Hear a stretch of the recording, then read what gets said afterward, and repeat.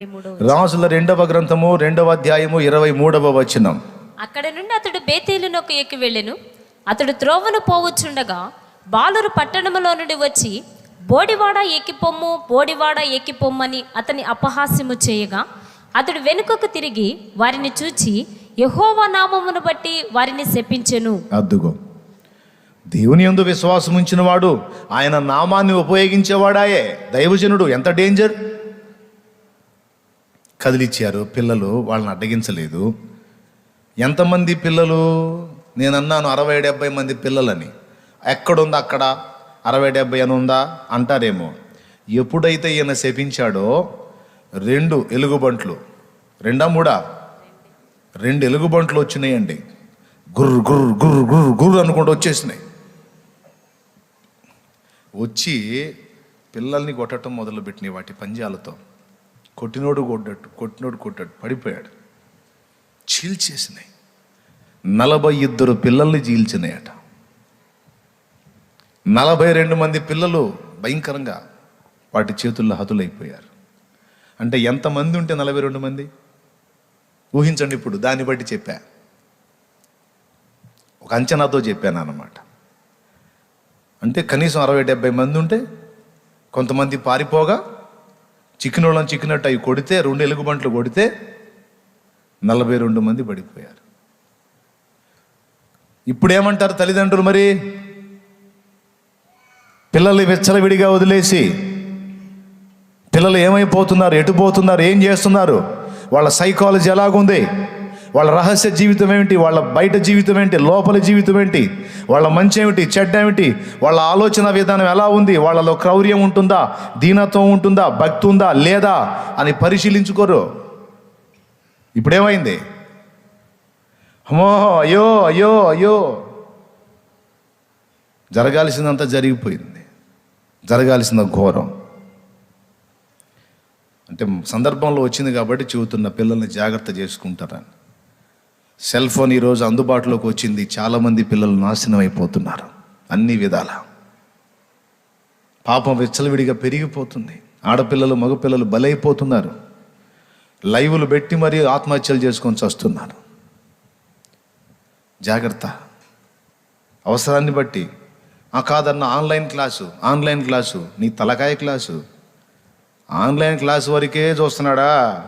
తర్వాత వాడు దేని కొడుతున్నాడో చూస్తున్నావా? ఆన్లైన్ క్లాస్ అంటే అంతవరకు ఇచ్చి తర్వాత తీసి బీరువాలో పెట్టేసాయి.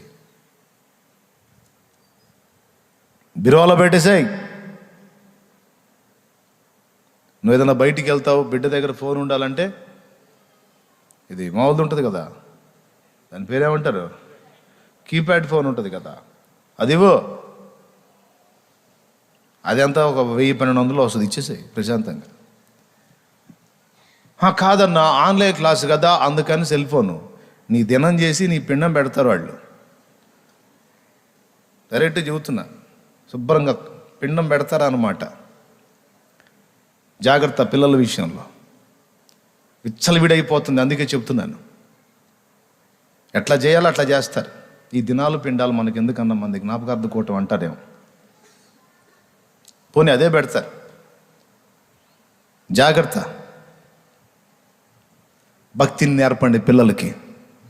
దేవుని పిచ్చి నేర్పండి. దేవాసక్తి నేర్పండి. సెలవు దొరికిందనుకో, ఖాళీ దొరికిందనుకో, పురుషులు భార్య బిడ్డల్ని తీసుకొని ఓ బిర్యానీ ప్యాక్ తీసుకొని చక్కగా మందిరానికి వచ్చేసేయండి. దేవుని సన్నిధిలో దేవుని మాటలు చెప్పండి. అట్లా తీసుకెళ్ళండి. పార్క్ ఉంది, చక్కగా పార్కు చూపించండి, కాసేపు ఆడించండి, సంతోషపెట్టండి. దేవుని సన్నిధిలో కమ్మని ఆహారం పెట్టండి. వాడు మళ్ళీ అడుగుతాడు, చర్చికి పోదాంపా అని, మందిరానికి పోదాంపా. అలవాటు చేయి వాడికి అలవాటు చేయి. పనికి మాలిన స్థలాలకు కాదు, శాపగ్రస్తమైన స్థలాలకు కాదు, పిచ్చి సినిమాలకు, సినిమా హాళ్ళకు కాదు పిల్లలు తీసుకెళ్లాల్సింది. పనికి మాలిన పార్కులకు కాదు, దేవుని సన్నిధికి, దేవుని మందిరానికి, దేవుని పాదాల దగ్గరికి. వాళ్ళు అడుగుతారు, ఎప్పుడొచ్చిందా, ఎందుకు డాడీ సన్నిధికే తీసుకొస్తావంటే, ఇంతకు మించిన గొప్ప స్థలం లేనే లేదయ్యా అని చెప్పు. నాకు ఆయన సన్నిధి అంటే ఎంతో ఇష్టం రా. ఆయన మందిర ప్రాంగణం అంటే నాకెంతో ఇష్టం రా. ఇంతకు మించి ఆనందకరమైనది, భద్రతాకరమైనది, క్షేమకరమైనది ఇంకొకటి లేదయ్యా. మన యేసయ్య సన్నిధిరా, మన ప్రభు కనుదృష్టి ఉంటుంది ఇక్కడ అని నీ బిడ్డలు తెచ్చి కడుపు నిండా అన్నం పెట్టి వాడు కోరిందల్లా వాడికి తినిపించి చక్కగా ఆరోగ్యవంతమైనవన్నీ ఆ పూట వాడితో గడుపు. దేవుని గురించి వాడికి కథలు కథలుగా చెప్పు. నువ్వు ప్రార్థన చేయి, వాడు చూస్తూ ఉంటాడు, నిన్ను గమనిస్తూ ఉంటాడు. వాడి చేత కూడా చేయించు. వాడు బాగా ప్రార్థన చేశాడు అనుకో, మెచ్చుకో. బిడ్డల్ని దేవునికి ట్యూన్ చేయటం నేర్చుకోండి. మీరు కూడా అడగండి, ఏమంటే ఈరోజు ఖాళీగా దేవుని మందిరానికి వెళ్దామా పిల్లల్ని తీసుకొని? వండొద్దు, నువ్వు బిర్యానీ వండొద్దు, మళ్ళీ నువ్వు యాడ్ చేస్తావా చాకిరి? వెళ్ళటానికి ఓకే, కానీ వండుకొని వెళ్ళాలంటే మళ్ళీ నీకు బాధగా, అందుకని చెడగొడుతుంటావు నువ్వు. అట్లా కాదు, చెప్పు ఈ రోజుకి నాకు వంట విషయంలో సెలవు ఇప్పించండి, ఏదో 2 బిర్యానీ ప్యాకెట్లు తేండి, సరదాగా అట్లా వెళ్ళి దేవుని సన్నిధిలో తిని కాసిన నీళ్లు తాగి పిల్లల్ని అట్లా సన్నిధిలో గడుపుకొని తీసుకొచ్చుకుందాం అని చెప్పు. నీ భర్తకు చెప్పు. ఇనే రకం కాదనుకో, కనీసం నువ్వైనా ఓ స్త్రీ నువ్వైనా నీ పిల్లల్ని వెంట పెట్టుకొని తీసుకొచ్చుకొని దేవుని సన్నిధికి అలవాటు చేసుకో. ఆదివారం పూట కాదు, ఆదివారం పూట నువ్వు వాక్యం వినాలి విడి రోజుల్లో. ఈరోజు మా మమ్మీ ఎటన్నా వెళదాం మమ్మీ, ఈరోజు మా సెలవు వచ్చింది, రెండమ్మా పోదాం దేవుని సన్నిధికి.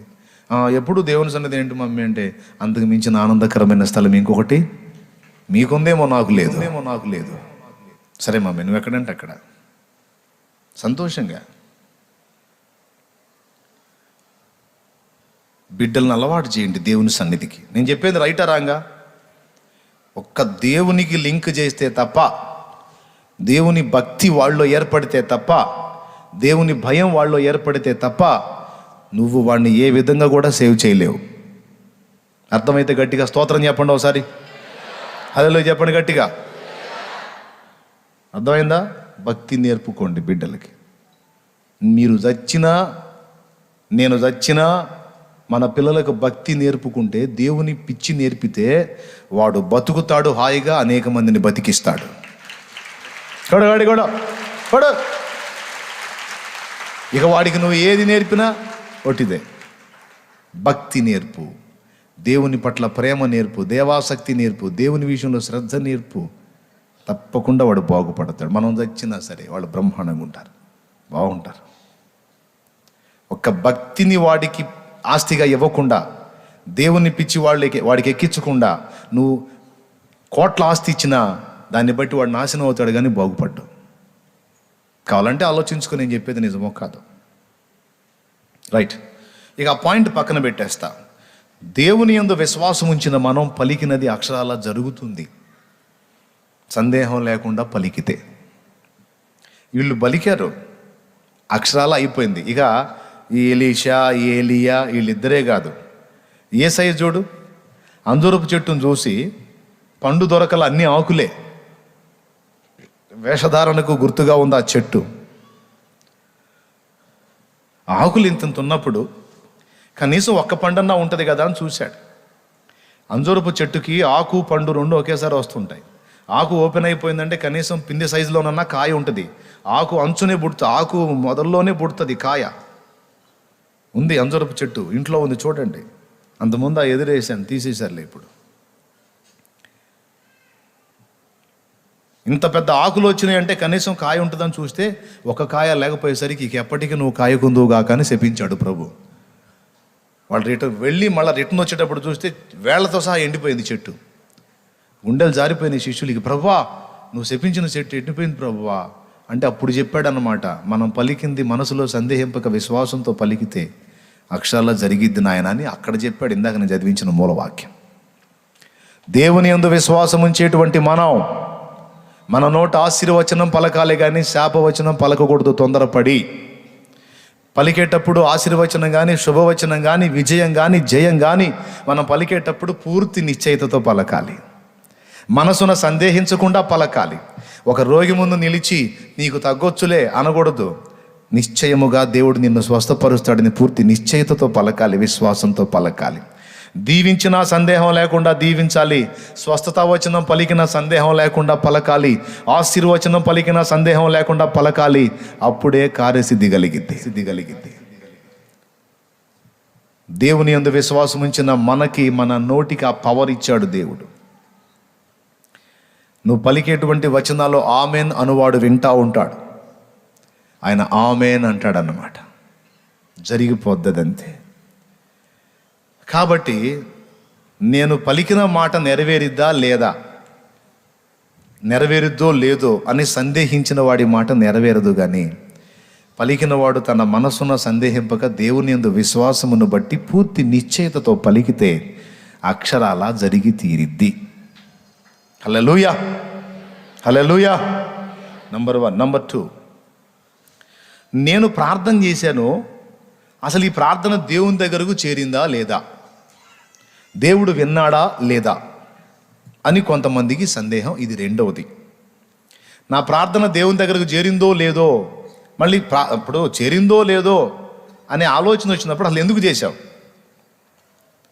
చేశావు, ప్రార్థన చేశావు, మళ్ళీ దేవుని దగ్గరకు చేరిందో లేదో నాకు అర్థం కాలేదు, ఎట్లా తెలిసింది చేరిందో లేదో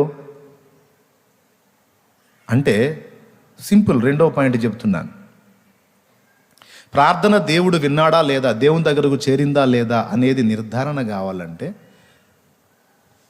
ప్రార్థన చేసేటప్పుడు నువ్వు ఒక పని చేసి ఆ తర్వాత ప్రార్థన చేయి. అప్పుడు నీకు ఏ డౌటు ఉండదు. ఏంటంటే ప్రార్థన చేసేటప్పుడు నీ శరీర జీవితంలో, ఆత్మీయ జీవితంలో తెలిసి తెలియక జరిగిన తప్పిదాలు, లోపాలు, పొరపాట్లు, దోషాలు ఏవైతే ఉన్నాయో వాటిని ఒప్పుకొని మారు మనసు పొంది ప్రార్థన చేయి. ప్రభువా, ఇదిగో నేను ప్రార్థనకు వస్తున్నాను, మోకాళ్ళు ఉనుతున్నాను ప్రభువా, ఇదిగో నా నోటి మాటల్లో కానీ, నా క్రియల్లో కానీ, నా చూపుల్లో కానీ, నా తలంపుల్లో కానీ, నా ఆలోచనలో కానీ, నా ప్రవర్తనలో కానీ, తెలిసి కానీ తెలియక కానీ నేను చేసిన సమస్త దోషములు దయచేసి క్షమించి శుద్ధీకరించు. ఒప్పుకుంటున్నానయ్యా, నేను మంచోడిని, మంచిదానని నీ ముందు చెప్పలేను. ఎన్నో కొన్ని లోపాలు ఉన్నాయి నా దగ్గర, ఉండొచ్చు. అన్ని విషయాల్లో నీకు నమ్మకంగా ఉండలేకపోయాను, కొన్ని విషయాల్లో నమ్మకం తప్పాను ప్రభువా, నన్ను క్షమించయ్యా, నా దోషాలు పరిహరించయ్యా, నా ప్రార్థన వినయ్యా అని ఒప్పుకొని ప్రార్థన చేయి. ఖచ్చితంగా దేవుని దగ్గరికి అది చేరిద్ది. ప్రార్థనను అడ్డగించేది ఏమిటి అంటే మన దోషము లేని యెషయా గ్రంథము 59వ అధ్యాయం 1వ వచనం చెప్పింది. స్పష్టంగా చెప్తున్నాను. 2 అయిపోయినాయి, ఇంకా 2 టైం కూడా నేను ఇక ముగించబోతున్నాను. సంతోషంగా దేవుని స్తోత్రం చెప్తారా? గట్టిగా చెప్పండి. ఎందుకు తొందరగా ముగించబోతున్నానే కానీ రక్షింపనేరకయుండునట్లు యెహోవా హస్తము కురుచ కాలేదు, విననేరకయుండునట్లు ఆయన చెవులు మందము కాలేదు. మీ దోషములు మీకును మీ దేవునికి అడ్డముగా వచ్చెను, మీ పాపములు ఆయన ముఖమును మీకు మరుగుపరచెను గనుక ఆయన ఆలకింపుకున్నాడు. మళ్ళీ చదువమ్మా, ఒకసారి వినండి.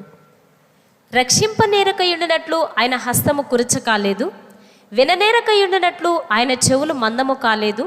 మీ దోషములు మీకును మీ దేవునికి అడ్డముగా వచ్చెను, మీ పాపములు ఆయన ముఖమును మీకు మరుగుపరచెను గనుక ఆయన ఆలకింపుకున్నాడు. అది సంగతి. దేవుడు మన ప్రార్థన ఆలకించకుండా అడ్డుపడేది ఏమిటయ్యా? నీ దోషములు మీ పాపములే అన్నాడు.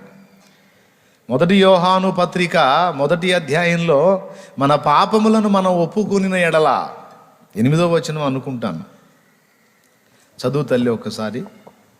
యోహాను రాసిన 1వ పత్రిక 1వ అధ్యాయం 9 చదువు. మన పాపములను మనము ఒప్పుకుని ఎడల ఆయన నమ్మదగిన వాడును నీతిమంతుడును గనుక ఆయన మన పాపములను క్షమించి సమస్త దుర్నీతి నుండి మనలను పవిత్రులుగా చేయును. అది లెక్క. ప్రార్థన చేసేటప్పుడు ఈ ఒక్క పని చేయండి. దోషాలు, పాపాలు, లోపాలు, పొరపాట్లు ఏవైనా నీ ఆత్మీయ జీవితంలో పొడసూపితే, కలిగి ఉన్నాయని నీకు అనిపిస్తే తప్పనిసరిగా వాటిని ఒప్పుకొని క్షమాపణ కోరి ఇక అప్పుడు ప్రార్థన చేయి. ఇక డౌట్ లేదు. ఇక ప్రార్థన దేవునికి వినబడిందా లేదా, దేవుడు విన్నాడా లేదా అన్న సందేహం నీకొద్దు. వినే విషయంలో ఇక డౌట్ వద్దు. ఎందుకంటే ఆయనకు చెవులకు మందం లేదు, ఆయన చెవులు చెవిటివి కాదన్నాడు. కళ్ళిచ్చిన వాడు కానకుండునా, చెవులిచ్చిన వాడు వినకుండునా. మానవుడికి కళ్ళు ఇచ్చింది ఎవరు? చెవులు ఇచ్చింది ఎవరు వినటానికి? మరి మనకు చెవులు ఇచ్చినోడికి చెవుడు ఉందా? మనకు కళ్ళు ఇచ్చినోడికి అంధత్వం ఉందా? ఆయన చూసేది నిజం, వినేది నిజం కనుక నీ ప్రార్థన ఆయన దగ్గరకు చేరింది అనే దాని విషయంలో సందేహం లేకుండా నీకు ఉండాలి అంటే మొట్టమొదట దోషములు ఒప్పుకొని, పాపములు ఒప్పుకొని ప్రార్థన చేయి. అప్పుడు ఇక డౌట్ పెట్టుకోవద్దు. డౌట్ ఏదన్నా ఉంది, సందేహం ఏదన్నా ఉందంటే ఇదే. నువ్వు ఒప్పుకొని చేసావు కనుక ఏది నీ లోపాలు, పొరపాట్లు, ఇక డౌట్ లేకుండా దేవుని దగ్గరకు చేరింది అని నమ్ము. ఆయన దగ్గర నుంచి ఏ సిగ్నల్స్ కోరవద్దు. ఇదిగో నీ ప్రార్థన నేను విన్నాను అని ఆయన సప్పుడు చేయాలనుకొని చూడొద్దు. నీ ప్రార్థన నేను విన్నాను అని ఆయన చెప్పాలని ఆశించొద్దు. నీ ప్రార్థన నేను విన్నాను అని చెప్పాలని కోరుకోవద్దు. విన్నాడు అంతే. మరి జవాబు సంగతి ఏంటి? నువ్వు అడిగింది వాక్య సమ్మతమైందైతే, యుక్తమైందైతే, న్యాయమైందైతే అడిగేటప్పుడే నీకు తెలుసు ఇది న్యాయమే ప్రభువా, ఇది యుక్తమే ప్రభువా అని కూడా నువ్వు చెప్పొచ్చు. నువ్వు అడిగింది న్యాయమైతే, ఇది యుక్తమైందైతే తప్పకుండా అది శాంక్షన్ అవుతుంది. ఇచ్చేస్తాడంతే. దేవునికి స్తోత్రం కలుగును గాక. అయితే దేవుని దగ్గరకు చేరింది, దేవుడు నాకు జవాబు ఇస్తాడు, సందేహము లేదు అని నిశ్చయంగా ఉండాలి. ఫస్ట్ చెప్పాను, ఏం చెప్పాను? సిగ్నల్స్ కోరొద్దు. దోషాలు ఒప్పుకొని నువ్వు అడగాల్సిన విజ్ఞాపనలు అడుగు. దేవుడు విన్నాడని నమ్ము, డౌట్ పెట్టుకోవాకు. ఇక జవాబుల విషయంలో కూడా నేను అడిగినవి న్యాయమైనవి, నిశ్చయముగా దేవుడు జవాబిస్తాడు. నీకంతే, పూర్తిగా ప్రశాంతంగా ఉండు. ఇప్పుడు ఒక దైవజనుడు ఉన్నాడండి. ఫలానా రోజుకి ఆయన ఆ ఊర్లో వాక్యం చెప్పాలి. ఇది దేవుడే ఆయనతో మాట్లాడాడు. ఆయన బయలుదేరాడు. తీరా ఓడెక్కిన తర్వాత ఓడ నాయకుడు ఏమన్నాడో తెలుసా? రేపు సాయంత్రానికి నేను అక్కడ ఉండాలని ఈయన చెబితే 3 రోజులు సాయంత్రానికి పోయినట్టే అన్నాడు. ఎందుకు అంటే, చూడు, సముద్రం మీద మంచు విపరీతంగా పేరుకుపోయి ఉంది. దారి అర్థం కావటం లేదు, ఎటు పోవాలో అర్థం కాకుండా పోతే ఎక్కడన్నా రాతి తిన్నెలు తగిలినాయి అంటే మనం పోతాం. అందుకే చూసుకుంటూ జాగ్రత్తగా పోవాలంటే కనీసం 3 దినాలు పట్టుద్ది అన్నాడు. లేదయ్యా నేను రేపు సాయంత్రానికల్లా అక్కడ ఉండాలన్నాడు ఈయన. ఏమిటి సార్ మీరు, నాకేమన్నా అద్భుత శక్తులు ఉన్నాయా? మిమ్మల్ని గాల్లో తీసుకెళ్ళటానికి నీళ్ళ మీద పోవాలి, ఈ మంచు అడ్డుపడి, మరి నేనేం చేయాలి? అప్పుడు ఆయన అన్నాడు, నువ్వు ప్రార్థన చేస్తావా అన్నాడు. నేను క్రైస్తవుడినే అన్నాడు ఓడ నాయకుడు. సరే దా ప్రార్థన చేద్దాం దా అని ఆయన గదిలోకి తీసుకెళ్ళాడు. ఓడలోనే గదిలోకి తీసుకెళ్ళి ఇద్దరు మోకాళ్ళు వేశారు. ఫస్ట్ దైవజనుడే ప్రార్థన చేశాడు. ఆయన ఏకీభవించాడు. అయిపోయింది. ఈయన ఆమెనా అన్నాడు. అన్న తర్వాత మరి ఏం చేసినప్పుడు ఆయన కూడా చేయాలిగా. ఆయన చేయబోతున్నాడు. ఈయన అన్నాడు, నువ్వు అవసరం లేదన్నాడు. నువ్వు చేయవసరం లేదన్నాడు. అదేంటి సార్ మీరు చేశారుగా, నేను కూడా చేయాలి కంటే అవసరం లేదు, వెళ్ళి చూడిపో అన్నాడు. నా ప్రార్థన దేవునికి వినబడిందని నాకు తెలుసు, నువ్వు పోయి చూడిపో అన్నాడు. పోయి చూస్తే ఓపెన్ అయిపోయి ఉంది సముద్రం మీద. ఆ మంచంతా డివైడ్ అయిపోయి దారి కనపడుతుంది నీట్గా. ఇది అబద్ధం కాదు, నిజంగా జరిగిన సంఘటన. దేవునికి గట్టిగా స్తోత్రం చెప్తారా?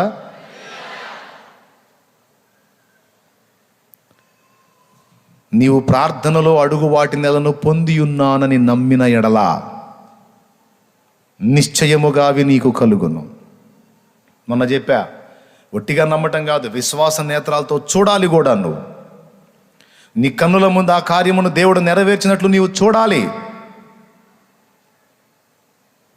ఇప్పుడు వెనక్కి చూడండి, నా వెనక చూడండి, ఏం కనపడుతుంది?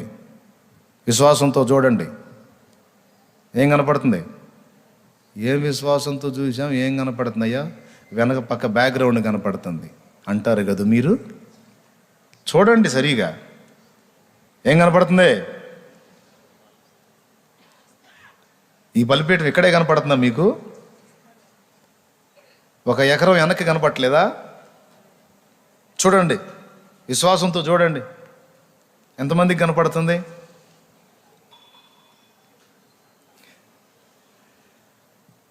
ఇద్దరు ముగ్గురు ఎత్తారు, ఇంత గొప్ప విశ్వాసులు అన్నమాట.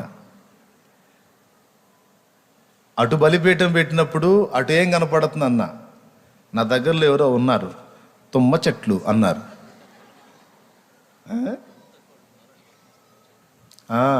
ఇటు పక్క మనుషులు ఉన్నారు, అటు పక్క పొలాలు, అవి కూడా బీడుబడి తుమ్మ చెట్లు మొలిచి ఉన్నాయి.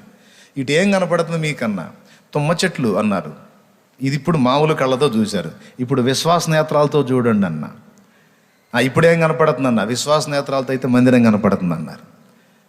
ఆమేన్ అన్న. అదిగో మందిరం. హల్లెలూయా. అంటే ఎగ్జాంపుల్ కోసం చెప్తున్నాను నేను మీకు. నిశ్చయత అంటే ఎలా ఉండాలో చెప్తున్నాను నేను. తెలుసా మీకు? చూడండి, ఇప్పుడు చూడండి, అటు పక్క ఏం కనపడుతుంది మీకు? అటు మీకు దండం పెడతాడు, చూడండి. ఓకేనా? మీరు ఇటు పక్క వాళ్ళు ఇటు చూడండి, ఏం కనపడుతుంది మీకు? చెట్లు కనపడుతున్నాయి కదా. మామూలు నేత్రాలతో చూసి చెప్పండి, చెట్లు కనపడుతున్నాయి కదా. ఇప్పుడు విశ్వాస నేత్రాలతో చూడండి, ఏం కనపడుతుందో పెద్ద శబ్దంతో చెప్పండి. ఇంకా వినపడలా? కనపడుతుందా? కనపడుతుందా? ఆమేన్. యేసు నామములో అది జరుగును గాక. హల్లెలూయా, హల్లెలూయా, హల్లెలూయా, హల్లెలూయా. అది విశ్వాసంతో చూడటం నేర్చుకోవాలి, మనోనేత్రాలతో దర్శించడం నేర్చుకోవాలి. మన దేవుడు లేని వాటిని ఉన్నట్టే పిలిచే దేవుడు. ఇంత చెబుతానా? కొన్ని విషయాలు అడగాలంటే, అవునయ్యా విశ్వాసంతో చూస్తున్నానయ్యా, జరిగిద్దో లేదో. అసలు విశ్వాసంతో చూడటం అంటే ఇంతేనో కాదో అన్ని డౌట్లే. అట్లా కాదు. నువ్వు ఏది దేవుణ్ణి అడుగుతున్నావో దాన్ని పొంది ఉన్నానని ముందు నమ్మేసేయమన్నాడు. హల్లెలూయా, హల్లెలూయా. అట్లా చాలా పొందాను నేను విశ్వాసంతో. దేవుని చిత్త ప్రకారం ఎన్నెన్నో పొందా. చెల్లి మానస ఉందా ఇక్కడ? మానస శవమైపోయి ఉంది అమ్మాయి. ఆమె దేహము చిక్కి శల్యమైపోయి భయంకరంగా అయిపోయింది ఆ బిడ్డ. నా ముందుకు వచ్చినప్పుడు అదే విశ్వాసం ఉంచి ప్రార్థన చేశాను. చెల్లి, ఇదిగో నువ్వు ఇప్పుడు ఎలా ఉన్నావు, కానీ నువ్వు పూర్తి ఆరోగ్యంతో ఇంతలా అయినట్టుగా, నువ్వు క్షేమంగా ఉన్నట్టుగా, నీ శరీరం అంతా కూడా మార్పు చెందినట్టుగా ఇదిగో నేను చూస్తున్నాను. ఇది జరుగుతుంది, నమ్మమ్మా అని ప్రార్థన చేశాను. చాలా దారుణమైన పరిస్థితుల్లో ఉన్నప్పుడు నేను చెప్పనా, ఆ అమ్మాయి చనిపోతుందని కుటుంబం కూడా కన్ఫర్మ్ చేసుకున్నారు. కనీసం బెడ్ మీద నుంచి దిగే పరిస్థితి లేదు. ఈరోజు చూడండి, ఒకసారి లేచి నిలబడి తల్లి, అదిగో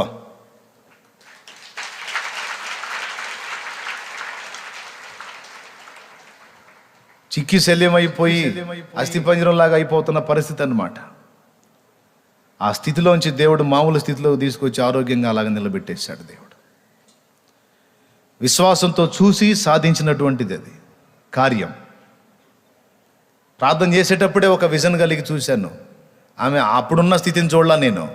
ఆమె బాగుపడి బలముగా ఉన్నట్టు చూసి ప్రార్థన చేశాను. ప్రభు ఆమేన్ అన్నాడు. నీ కొరకు బ్రతికించయ్యా, నీ సాక్షిగా బ్రతికించయ్యా, నీ పాత్రగా బ్రతికించయ్యా. ప్రార్థన సేవ అయినా చేసిద్ది ప్రభువా, బిడ్డను బ్రతికించు ప్రభువా అని విశ్వాసంతో. నా ప్రార్థన న్యాయమని నేను అనుకుంటున్నానయ్యా, నేను నమ్ముతున్నా ప్రభువా, నువ్వు ఆలకించు, బిడ్డని బాగు చేయి ప్రభువా, బ్రతికించు ప్రభువా, స్వస్థపరచు ప్రభువా. ఇదిగో నేను నమ్ముతున్నా, నేను చూస్తున్నాను ప్రభువా అని నేను ఏది పలుకుతున్నానో అది చూసి ప్రార్థన చేశాను. దేవుడు ముట్టాడు, అద్భుతంగా స్వస్థత పొందింది. ఇప్పుడు ఆరోగ్యంగా దేవుని సేవిస్తాను. మనం అడుగున్నప్పుడు, థ్యాంక్ యూ నాన్న, థ్యాంక్ యూ, కూర్చో తల్లి. మనం అడిగినది పొందానని ముందు నమ్మాలి, అప్పుడు కార్యసిద్ధి కలిగింది.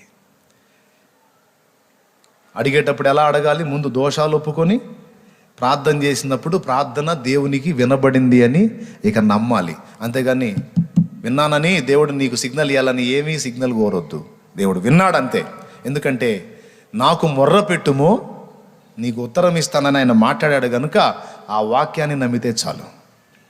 నన్ను అడగమన్నాడు, ఒప్పుకొని అడగమన్నాడు, నేను ఒప్పుకొని అడిగాను, ఇప్పుడు విన్నాడు, ఇక జవాబిస్తాడంతే. ఆమెన్. ఆ అడిగేటప్పుడు కూడా ఏంటి, విశ్వాసంతో ముందు నీ కనుల ముందు ఆ కార్యాన్ని చూస్తూ అడగాలి. ఒకసారి కొన్ని సంవత్సరాలు అయింది, దగ్గర 17 ఏళ్ళు అయింది ఆ బిడ్డకి వివాహమై. నా ముందుకు వచ్చింది, ఏడుస్తూ ఉంది. శుక్రవారం రోజే ఇలానే ఉపవాస ప్రార్థనకే వచ్చింది. లేనిది చెప్పట్లా, జరగంది చెప్పట్లా, వాస్తవం చెప్తున్నాను. 17 సంవత్సరాల వివాహమై పిల్లలు లేరు. పాపం ప్రార్థన బాగా ఆసక్తిగా ఉంటుంది, బాగా కంటిన్యూగా కలుస్తూ ఉంది. రోజు ప్రార్థన చేస్తున్నాను, వచ్చింది. ఏందమ్మా నీ సమస్య అన్నాను. నాకు గర్భఫలం లేదన్నా. 17 గర్భఫలం లేదన్నది. వివాహమై ఎంతకాలం 17 ఏళ్ళు అంది. సహజంగా మనిషికి ఏమనిపిస్తుంది, 17 ఏళ్ళు అంటే ఇంకేం పిల్లలు పుడతారు. అప్పుడు నాకొకటి తెలుసు, 17 కాదు 34 ఏళ్ళైనా నా దేవుడు ఇవ్వాలనుకుంటే 90 ఏళ్ల శారాకి ఇస్సాకునివ్వలా? వయస్సు నిండిన వృద్ధురాలైన ఎలిజబెత్కు యోహాన్నివ్వలా? ఎందుకెవడో? ఆమె మీద చేయి ఉంచి ప్రార్థన చేసి, ఆ ప్రార్థనలో నేను చూశాను, ఆమె కూడా చెప్పాను, నా సోదరి, దేవుడు నిన్ను అడిగింది న్యాయమైంది. నువ్వు అడిగింది న్యాయమైంది, అన్యాయమైంది కాదు, న్యాయమైంది. పిల్లలు లేని స్త్రీకి సమాజంలో చిన్న చూపు ఉంటుంది. శుభకార్యాలకు పక్కన పెడతారు. గొడ్రాలు ఆమె చేత ఏంది శుభకార్యం చేపిస్తున్నారు అంటారు. కొంచెం అవమానం ఉందమ్మా, కాబట్టి నీ ఆవేదనలో న్యాయం ఉంది. గనుక నేను ప్రార్థన చేస్తాను, నువ్వు విశ్వాసంతో నీ చేతుల్లో పసిబిడ్డను చూడు తల్లి, ఖచ్చితంగా నా దేవుడు నెరవేరుస్తాడని చెప్పి ఆమె మీద చెయ్యి ఉంచి, చెప్పు తల్లి, నీ చేతులు ఖాళీగా ఉన్నాయా? అవునన్నా, నా చేతులు ఖాళీగా ఉన్నాయి. ఇప్పుడు కళ్ళు మూసి మనోనేత్రాలతో చూడమ్మా, నీ చేతుల్లో బిడ్డ కనిపించట్లేదా? విశ్వాసంతో నేను చూస్తున్నానన్నా, నా చేతిలో బిడ్డ ఉన్నాడని నేను నమ్ముతున్నాను, దేవుడు ఇచ్చాడు అని ఆమె పలికింది. మా ఇద్దరి సంభాషణ ఈ పక్క ఆ పక్క ఉన్న వాళ్ళకి, అబ్బో ఇదేదో జంతర్ మంతర్లాగా ఉంది అని అన్నట్టుగా చూస్తున్నారు వాళ్ళు. ఎందుకంటే లేని దాన్ని ఊహించుకోవడం, ఇది ఒక ఊహా ప్రపంచం అన్నట్టు చూస్తున్నారు.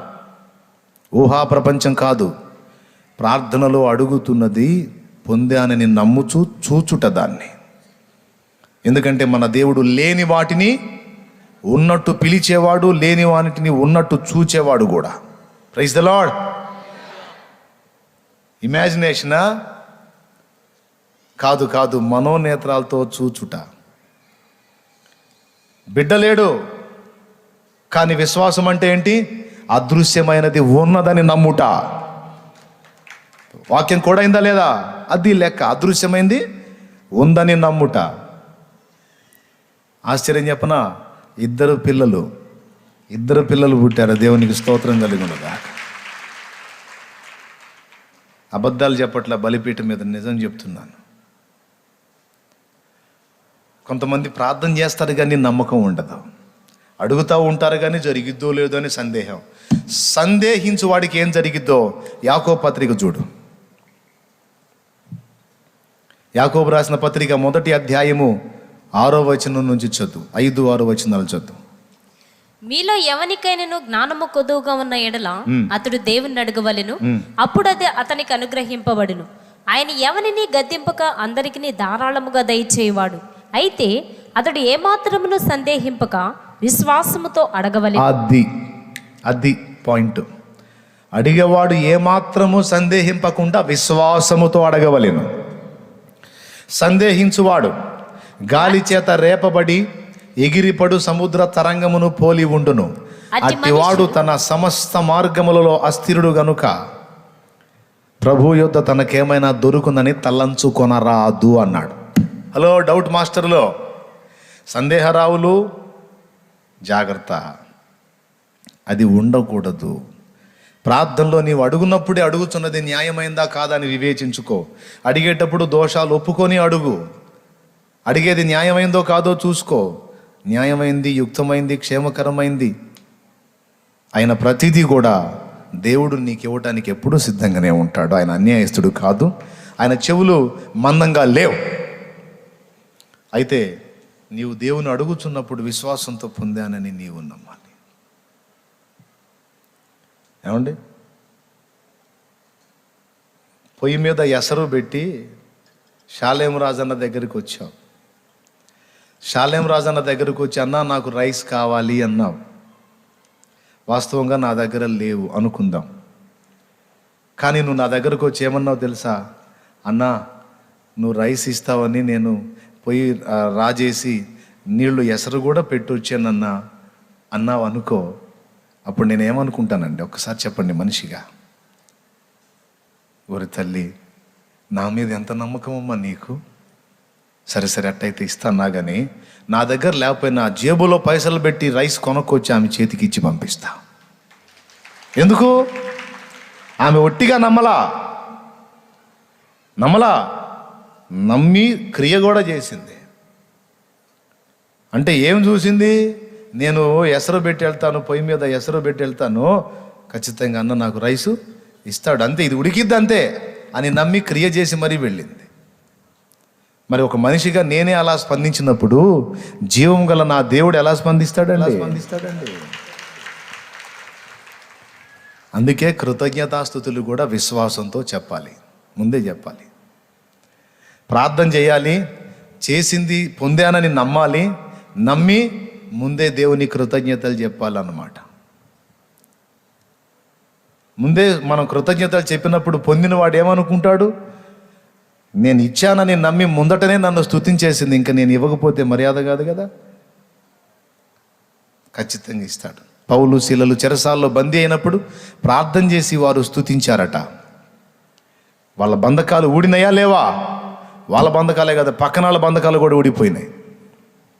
3 గుర్తుపెట్టుకోండి. నంబర్ 1, దోషాలు ఒప్పుకొని ప్రార్థించాలి. నంబర్ 2, ప్రార్థించింది యుక్తమైంది, న్యాయమైంది, సహేతుకమైంది అయినప్పుడు అది పొంది ఉన్నానని నమ్మి చూడాలి. 3వది, నమ్మి కృతజ్ఞతాస్తుతులు చెల్లించాలి. ఓకేనా? ఈ 3 మనం చేయగలిగినప్పుడు తప్పకుండా స్వతంత్రించుకుంటాం. చాలా విషయాలు అట్ట పొందా, ఇక ముందుకును పొందుతా. ఆమేన్. పలికేటప్పుడు విశ్వాసంతో పూర్తి నిశ్చయితతో పలకండి, సందేహంతో పలకొద్దు. ప్రార్థించేటప్పుడు ఈ విధంగా సిద్ధపడి చేయండి, ఇంకా సందేహించాల్సిన అవసరం లేదు. 2 సంగతులు ఇంకా ముగించేస్తున్నాను నేను. ఓకేనా? ఇంకా 2 ఉన్నాయి, ఈసారి చెప్తా. ముందే చెప్పాను, ఇప్పుడు మళ్ళీ మీకు సందేహం కలగకుండాన్నట్లు ముగిస్తున్నా. మోకాళ్ళ మీదికి రండి. నానావిధ సమస్యల చేత, శోధనల చేత నలిగిపోతున్నటువంటి పరిస్థితులు ఒకవేళ మీరు ఉంటే, లేదా మీ పరిస్థితులు, మీ కుటుంబ పరిస్థితులు, ఏ విషయాలను గురించి మీరు నలిగిపోతున్నారో, దేవుని ముందుకు వచ్చారు. మీరు బలహీనులు కావచ్చు, మీరు అసమర్థులు కావచ్చు, మీరు చేతగాని వాళ్ళు కావచ్చు, కానీ దేవుడు సమర్థుడు. దేవునికి సమస్తము సాధ్యమే. బలవంతుడైన దేవుని యొద్దకు నువ్వు వచ్చావు. దేవునికి మహిమ. హల్లెలూయా, హల్లెలూయా.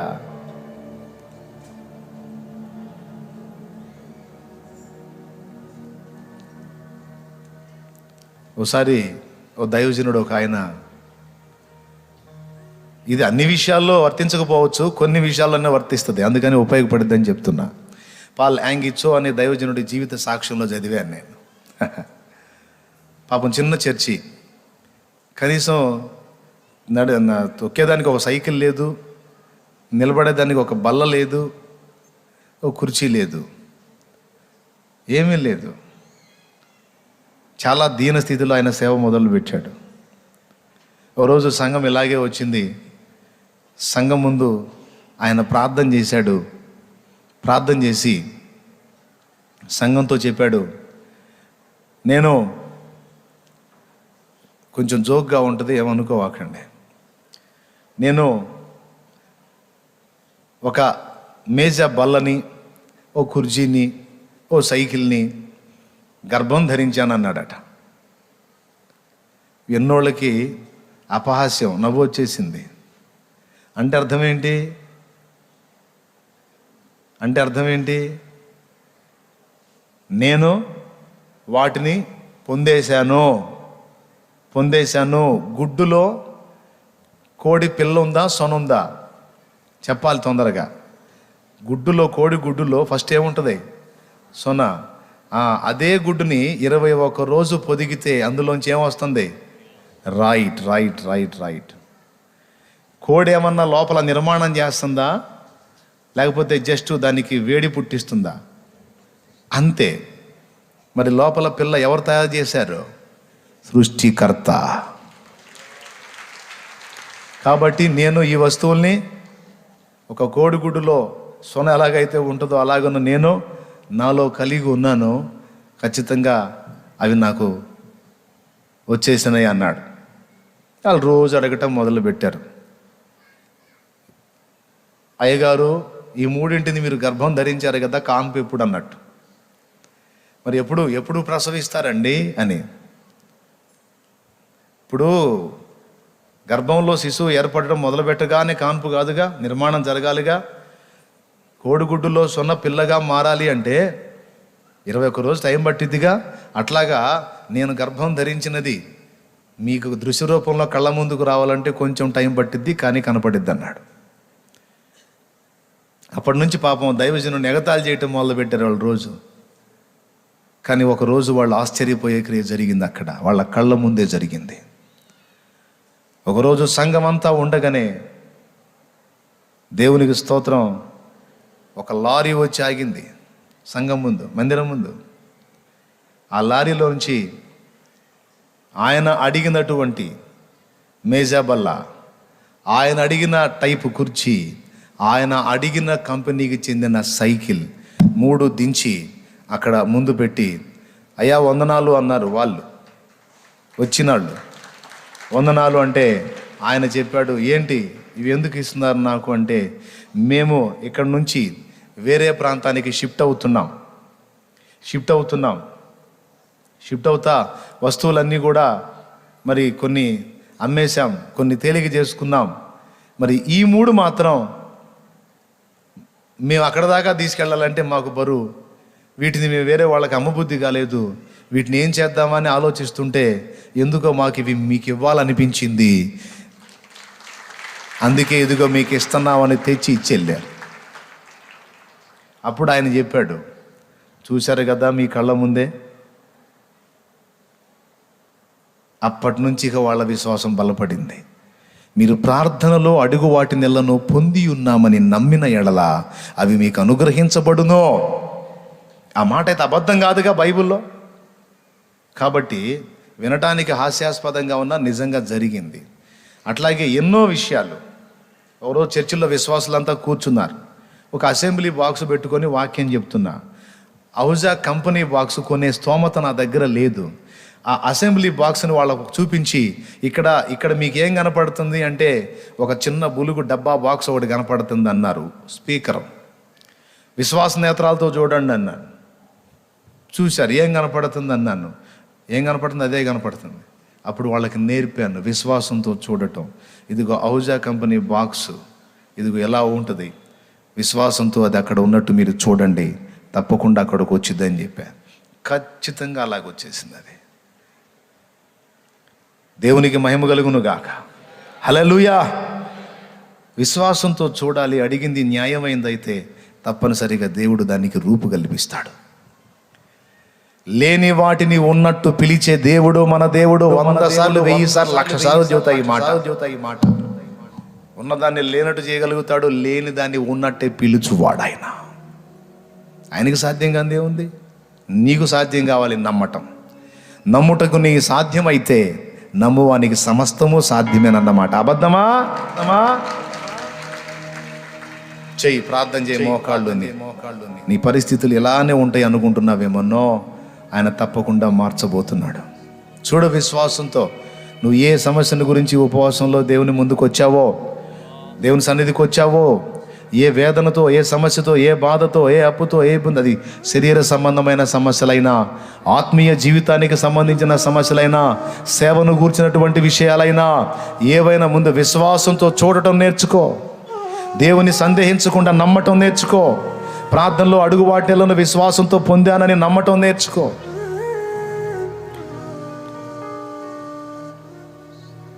ప్రార్థన చేయి. నేను మౌనంగా ఉంటాను, ఎందుకంటే ఇది మీరు ప్రార్థించే గడియ. చేయండి విశ్వాసంతో, నేను అడిగినట్టు చేయండి. సంతానం లేదా అయితే నీ చేతుల్లో బిడ్డని చూస్తూ చేయి ప్రార్థన విశ్వాసంతో. అప్పుల ఊబిలో కూరుకుపోయి ఉన్నావా అయితే వాళ్ళందరూ కూడా ఇక నిన్ను వదిలేసినట్టుగా, విడుదల పొందినట్టుగా విశ్వాసంతో చూస్తూ ప్రార్థన చేయి. నువ్వు ఎదుటి వాళ్ళకి ఇవ్వగలిగేటట్టు నీ చేతుల్లో ధనం ఎదుటి వాళ్ళకి నువ్వు ఇస్తున్నట్టు చూడు విశ్వాసంతో. చూడు, నువ్వు పూనుకున్న కార్యాలు గొప్పగా దేవుడు సాధిస్తున్నట్టు, నీ కొరకు దేవుడు ద్వారాలు తెరిచినట్టు, నువ్వు చేస్తున్న సేవా పరిచర్యను దేవుడు విస్తరింపజేసి అనేక ఆత్మల్ని రక్షణలోకి నడిపిస్తున్నట్లు, నీ చేత విస్తారమైన సేవ దేవుడు జరిగిస్తున్నట్టు చూడు విశ్వాసంతో.